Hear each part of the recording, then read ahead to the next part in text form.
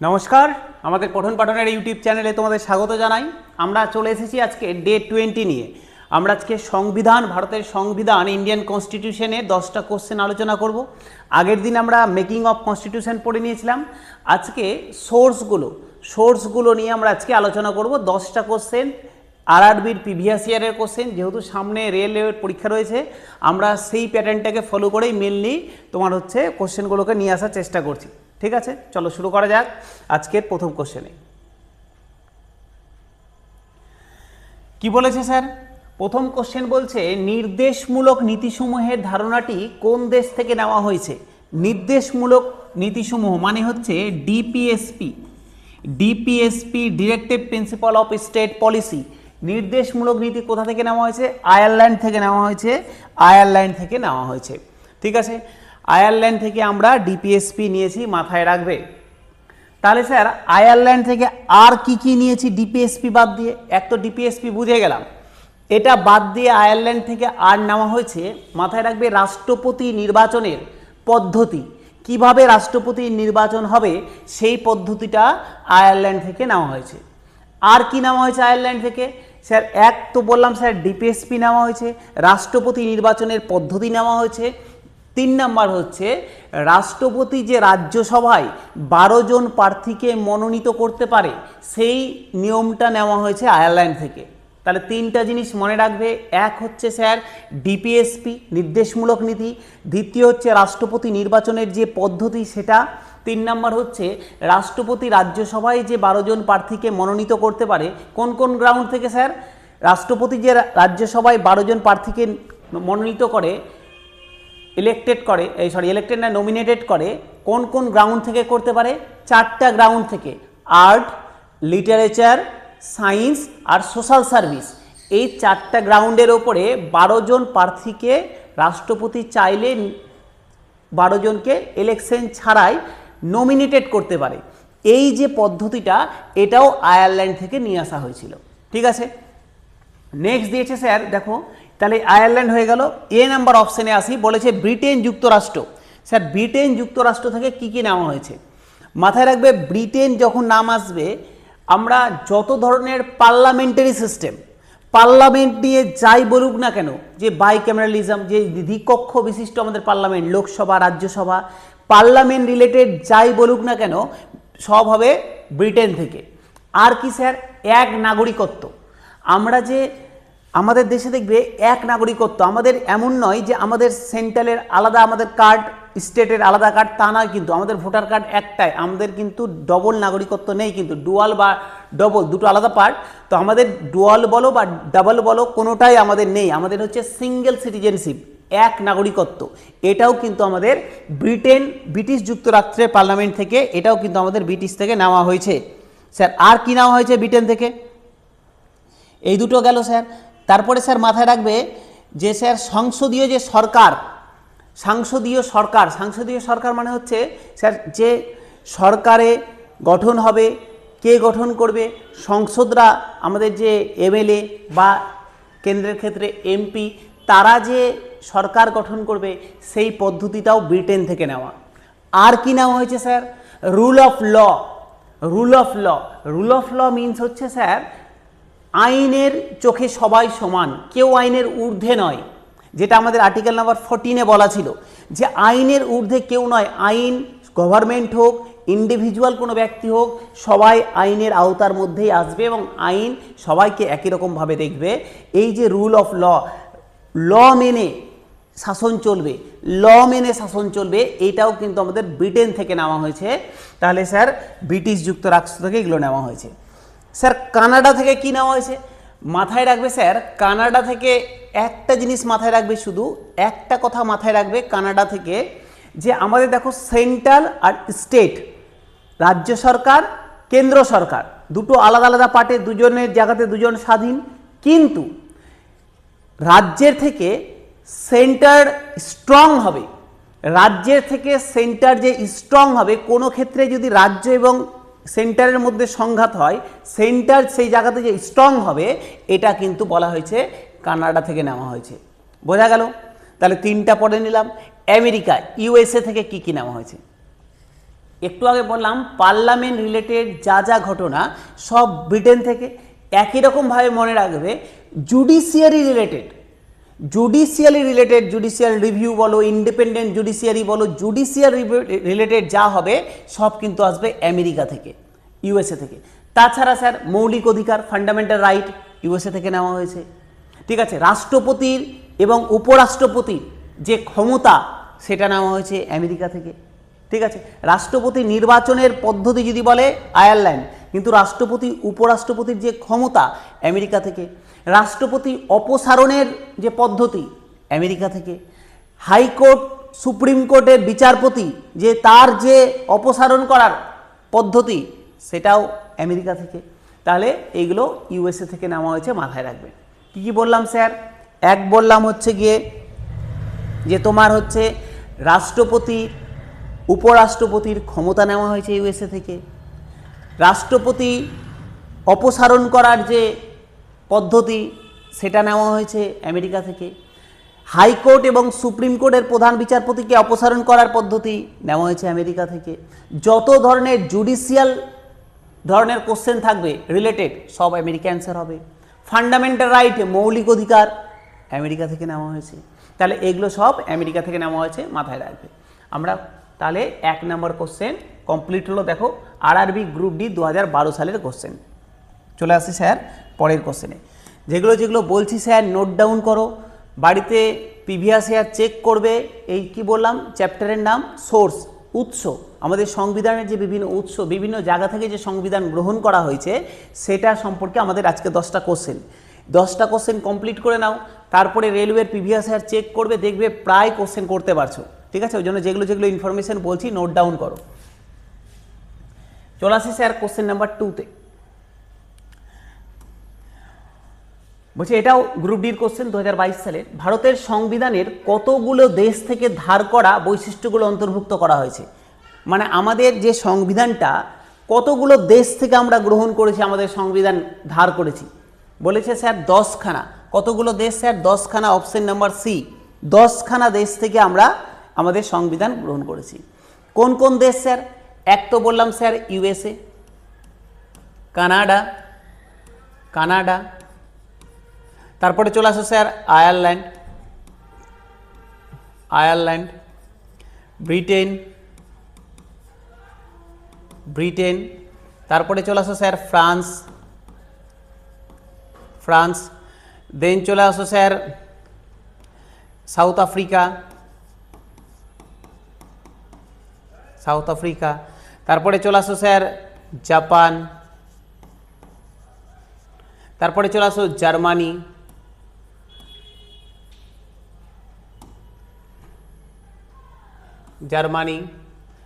তারপরে চলে আসো স্যার, কটা হলো? 1 2 3 4 5 6 7 8, তারপরে অস্ট্রেলিয়া, ইউএসএ হয়ে গেল, কানাডা হয়ে গেল, আয়ারল্যান্ড হয়ে গেল, ব্রিটেন হয়ে গেল, ফ্রান্স হয়ে গেল, South Africa, Japan, Germany, Australia, আর হচ্ছে আরেকটা হবে স্যার, আরেকটা হবে আয়ারল্যান্ড হয়ে গেল, কানাডা হয়ে গেল, ব্রিটেন হয়ে গেল, আরেকটা মাথায় আসছে না এখন। 10টা দেশ হবে। 1 2 3 4 5 6 7 8 9, দাঁড়াও। USA, Canada, Ireland, Britain, France, south Africa, Japan, Germany, Australia, আরেকটা হবে। চলো ক্লাস করতে করতে মাথায় আসলে বলে দিচ্ছি, ঠিক আছে। ইউএসএ গেল, কানাডা গেল, আয়ারল্যান্ড গেল, কি মিস্টেক হচ্ছে, আচ্ছা sorry, Russia, USSR, Soviet Russia. তাহলে এই যে 10টা দেশের নাম বললাম sir, USA, Canada, Ireland, Britain, France, south Africa, Japan, Germany, Australia, USSR, এই 10খানা দেশ থেকে আমাদের ভারতের সংবিধানকে ধার করে গ্রহণ করা। আমাদের নিজস্ব কিছু নিয়ম ছিল, আর এই 10টা দেশের সংবিধান থেকেও কিছুটা ধার করে নেওয়া হয়েছে।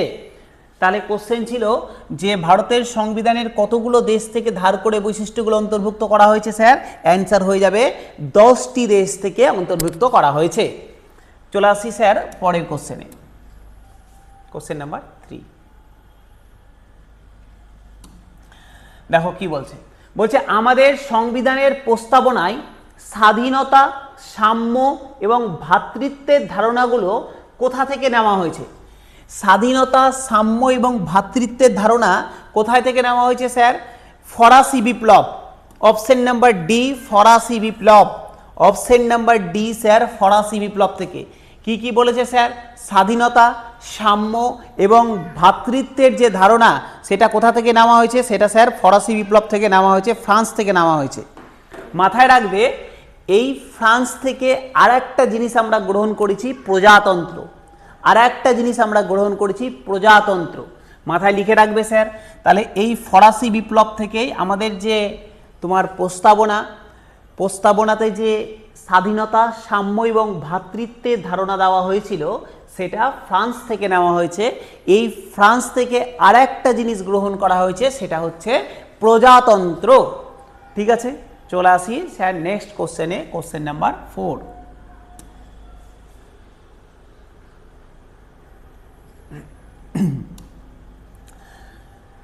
রাজ্যসভার সদস্যদের পরোক্ষ নির্বাচন।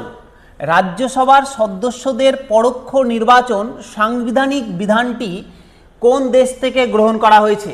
দেখো, রাজ্যসভার সদস্যদের পরোক্ষ নির্বাচন মানে দুটো কোশ্চেন দাঁড়ালো। আমরা একটু আগে পড়লাম রাজ্যসভার যারা মনোনীত প্রার্থী, যেগুলোকে রাষ্ট্রপতি মনোনীত করে, সেটা আমরা কোথা থেকে নিয়েছিলাম? সেটা আমরা নিয়েছিলাম আয়ারল্যান্ড থেকে।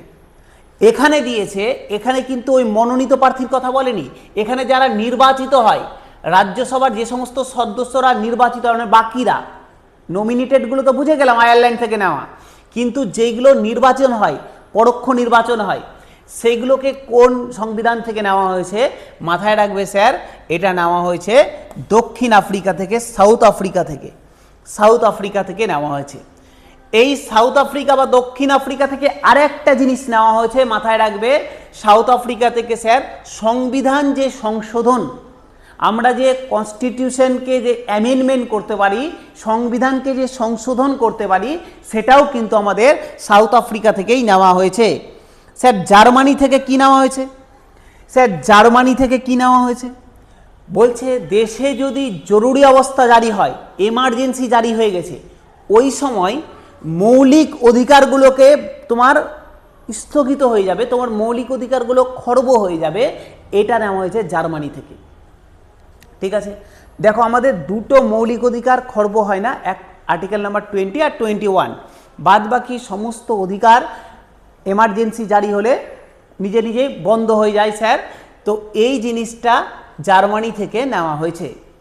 ঠিক আছে, আমেরিকা থেকে কি নেওয়া হয়েছে, ইংল্যান্ড থেকে কি নেওয়া হয়েছে, এগুলো তো আমরা আগেই পড়ে নিয়েছি স্যার। চলে আসি পরের কোশ্চেনে, কোশ্চেন নাম্বার 5।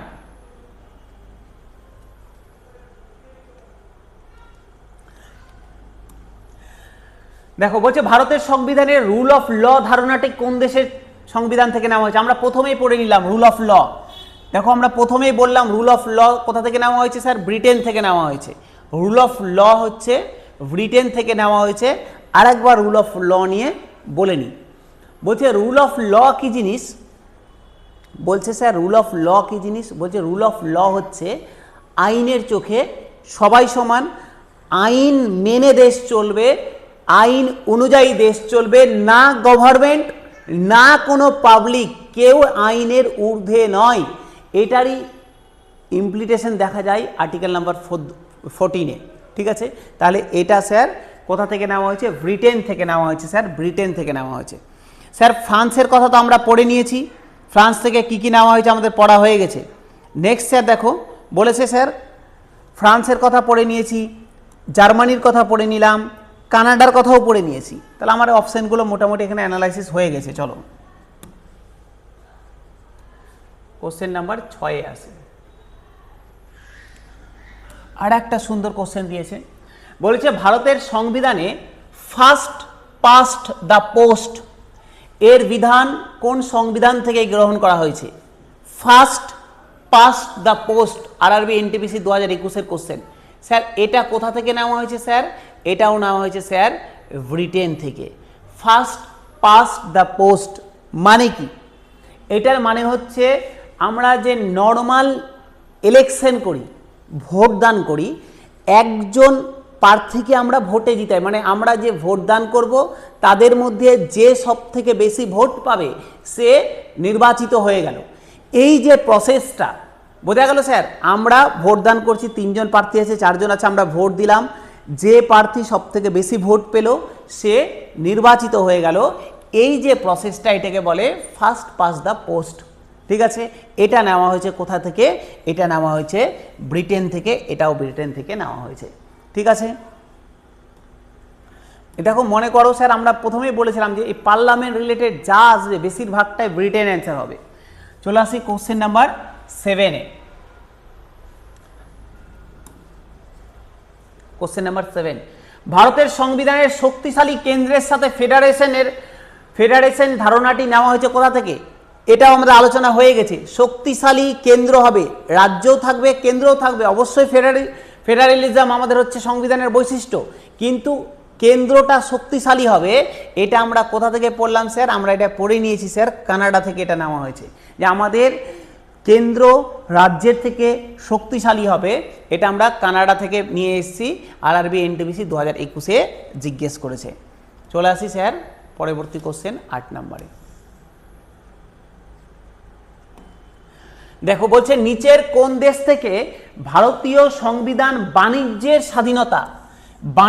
স্বাধীনতা ধারণাটা গ্রহণ করেছে? বাণিজ্য ক্ষেত্রের স্বাধীনতার ধারণা গ্রহণ করেছে আমরা কোথা থেকে? এইটা দিয়েছে পরবর্তী কোশ্চেন, অসাধারণ কোশ্চেন স্যার। বাণিজ্যের স্বাধীনতা আমরা গ্রহণ করেছি স্যার কোথা থেকে? অস্ট্রেলিয়া থেকে। বাণিজ্যের স্বাধীনতা, আমরা যে কোনো দেশের সাথে যে বাণিজ্য করতে পারবো এই ধারণাটা আমরা নিয়েছি অস্ট্রেলিয়া থেকে। তাহলে আমাকে জানতে হবে স্যার অস্ট্রেলিয়া থেকে আর কি কি নেওয়া হয়েছে।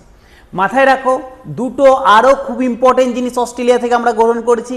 এক হচ্ছে জয়েন্ট সেটিং। জয়েন্ট সেটিং মানে যখন কোনো একটা বিল ডেডলক সিচুয়েশনে চলে আসে, মানে সাপোজ লোকসভায় পাস হয়ে গেছে, রাজ্যসভায় ঝুলে আছে, বা রাজ্যসভায় পাস হয়ে গেছে, লোকসভায় ঝুলে আছে, এইরকম যখন কন্ডিশন হয় তখন কি করে? তখন হচ্ছে গিয়ে রাষ্ট্রপতি জয়েন্ট সেটিং ডাকে, মানে লোকসভা রাজ্যসভাকে একসাথে বসায়, দিয়ে ভোট হয়। এই যে জয়েন্ট সেটিং, এই জয়েন্ট সেটিংয়ের ব্যাপারটা আমরা নিয়েছি অস্ট্রেলিয়া থেকে। আর কি নিয়েছি স্যার? কনকারেন্ট লিস্ট, যুগ্ম তালিকা। আমাদের সংবিধানে দেখবে 3টা তালিকা আছে, রাজ্য তালিকা, কেন্দ্রের তালিকা আর যুগ্ম তালিকা। তো এই যে যুগ্ম তালিকা বা কনকারেন্ট লিস্ট, এটাও নেওয়া হয়েছে অস্ট্রেলিয়া থেকে।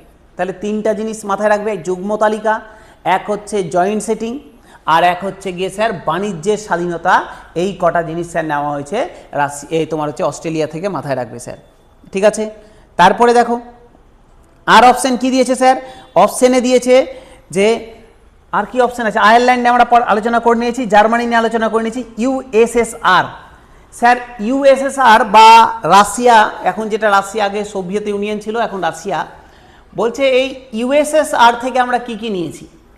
ইউএসএসআর থেকে আমরা মৌলিক কর্তব্য, ফান্ডামেন্টাল ডিউটি, মৌলিক কর্তব্য নিয়েছি, এবং ন্যায় বিচারের যে সামাজিক, অর্থনৈতিক এবং রাজনৈতিক যে ন্যায় বিচারের ক্ষেত্রে এই যে 3টা জায়গা থেকে তোমাকে ন্যায় বিচার দিতে হবে, সামাজিক, অর্থনৈতিক এবং রাজনৈতিক ক্ষেত্রে তোমার ন্যায় বিচারকে সুনিশ্চিত করার যে ব্যাপারটা, সেটা আমরা নিয়েছি ইউএসএসআর থেকে।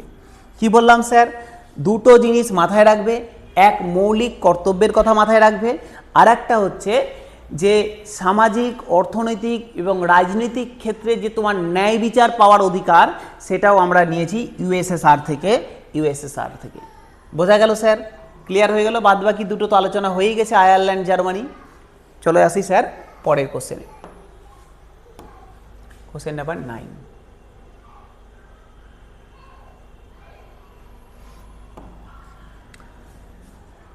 দেখো বলছে ভারতের কেন্দ্র এবং রাজ্যগুলির মধ্যে ক্ষমতার বিভাজন কোন আইন অনুযায়ী করা হয়েছিল? ভারতের কেন্দ্র এবং রাজ্যগুলোর মধ্যে যে ক্ষমতার বিভাজন, কোনটা কেন্দ্রের আন্ডারে থাকবে, কোন ক্ষমতাটা রাজ্যের আন্ডারে থাকবে, এই যে বিভাজনটা, এটা করা হয়েছিল কোন আইন অনুযায়ী? স্যার ভারত শাসন আইন 1935, অপশন নাম্বার সি, ভারত শাসন আইন 1935-এর নিয়ম অনুযায়ী করা হয়েছিল। স্যার এই আইনটা ভারত শাসন আইন 1935 বলছে আমাদের সংবিধানের সব থেকে বেশি জিনিস ইনক্লুড করা হয়েছে এই আইন অনুযায়ী, মানে এই আইনে যেটা বলা ছিল এখান থেকেই আমাদের ম্যাক্সিমাম বর্তমানে যে সংবিধান সেটা ইনক্লুড করা হয়েছে। স্যার এই আইনটা আসলো কোথা থেকে? বলছে আমাদের দেখবে আমরা ইতিহাসে পড়বো, যখন আমরা ইতিহাসের সিরিজটা এগাবো দেখবো পড়বো আমরা ওখানে সাইমন কমিশন 1927 সালে তৈরি হয়েছে, ভারতবর্ষে 1928 সালে এসেছিল, তারপরে 1930 সালে রিপোর্ট দিয়েছিল। এই সাইমন কমিশন যে রিপোর্টটা পেশ করেছিল 1930 সালে, তারই আউটকাম হচ্ছে ভারত শাসন আইন 1935। এই ভারত শাসন আইন 1935 অনুযায়ী রাজ্য এবং কেন্দ্রের যে ক্ষমতার ডিস্ট্রিবিউশন সেটা করা হয় এবং এখান থেকে অনেক জিনিস নেওয়া হয়েছিল। ঠিক আছে, তো হয়ে গেল স্যার কোশ্চেন নাম্বার 9। চলে আসি কোশ্চেন নাম্বার 10। আজকের শেষ কোশ্চেন স্যার এটা, নিম্নলিখিত কোন বৈশিষ্ট্যটি ভারত এবং আমেরিকা উভয় দেশের সংবিধানেরই একটি গুরুত্বপূর্ণ বৈশিষ্ট্য? বলছে চারটা যে অপশন দেওয়া আছে এই চারটা অপশনের মধ্যে কোন অপশনটা ভারত এবং আমেরিকা দুটোর জায়গাতেই গুরুত্বপূর্ণ বৈশিষ্ট্য হিসাবে ধরা হয়? এক নাগরিকত্ব, এটা শুধুমাত্র ভারতেই, এটা আমেরিকাতে নেই, কারণ আমেরিকাতে স্যার ডুয়াল সিটিজেনশিপ চলে। সংবিধানের 3টি তালিকা, মানে এই যে 3টা তালিকা আমাদের 3টা যে লিস্ট, এটাও স্যার দুটো দেশে নেই। দ্বৈত বিচার ব্যবস্থা, এটারও গল্প নেই, আমাদের নেই। অপশন নাম্বার ডি হবে আমার রাইট অ্যান্সার, সংবিধানের তত্ত্বাবধায়ক হিসাবে একটি যুক্তরাষ্ট্রীয় সুপ্রিম কোর্টের গঠন। একটি যুক্তরাষ্ট্রীয় সুপ্রিম কোর্টের গঠন, এটা ভারতবর্ষ এবং আমেরিকা দুই জায়গাতেই গুরুত্বপূর্ণ ভূমিকা পালন করে।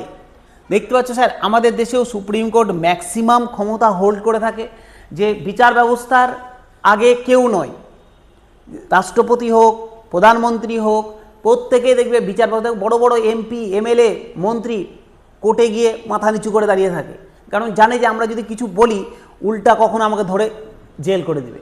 অথচ এই যে রাষ্ট্রপতি তোমার হচ্ছে সুপ্রিম কোর্টের বিচারপতি বা হাইকোর্টের বিচারপতিকে সরানো কিন্তু চারটিখানি, অপসারণ করা কিন্তু চারটিখানি ব্যাপার নয়। ঠিক আছে, আমরা যখন সংবিধানের আরেকটু এগাবো, যখন আমরা হাইকোর্ট সুপ্রিম কোর্ট পড়বো, দেখবে এদের ইমপিচমেন্ট করা বা ইমপিচমেন্ট তো বলে না, এদের রিমুভাল করা এত সহজ ব্যাপার নয়, কিন্তু ওরা চাইলে কিন্তু যদি একটু ভুল পায় নেতাগুলোকে কিন্তু জেলে ভরতে পারে। তো ম্যাক্সিমাম সুপ্রিম কোর্ট ম্যাক্সিমাম ক্ষমতা হোল্ড করে থাকে। একরকমভাবে আমেরিকাতেও দেখতে পাবে কিছুদিন এখন ট্রাম্প সরকার চলছে, তারপরেও ওদের সুপ্রিম কোর্টের নির্দেশে এপস্টিন ফাইল রিলিজ হয়ে গেল, যেখানে বড় বড় নেতা বড় বড় যারা বিজনেসম্যান তাদের নাম জড়িয়ে আছে। আমাদের যদি এই জায়গাটা দেখে আমরা বুঝতে পারি যে সুপ্রিম কোর্টের যে শাসন ব্যবস্থা ইন্ডিপেন্ডেন্ট থাকাটা কতটা জরুরি। যদিও ভারতবর্ষের ধীরে ধীরে বিভিন্ন জায়গাতে কারাপশন অ্যাড হয়ে যাচ্ছে, কিন্তু তারপরেও আমরা আমাদের বিচার ব্যবস্থার প্রতি আস্থা রেখেই আছি, যেইটুকুটা টিকে আছে বিচার ব্যবস্থার ওপরেই টিকে আছে। চলো, এই ছিল আমাদের আজকের 10টা কোশ্চেন, যেখানে আমরা আমাদের যে কনস্টিটিউশনের যে উৎস, যে কনস্টিটিউশনের সোর্স, সেগুলো নিয়ে আলোচনা করলাম। প্রত্যেকটা পয়েন্টকে নোট ডাউন করবে। আশা করি তোমাদের এই চ্যাপ্টার থেকে আপকামিং যে আরআরবির কোশ্চেন হবে সেখান থেকে তুমি কমন পেয়ে যাবে। তো নোট ডাউন করো, ভালো লাগলে শেয়ার করো, কমেন্ট করো। চলো, দেখা হচ্ছে আবার আগামীকালকে রাত 10টায় 10টি MCQ।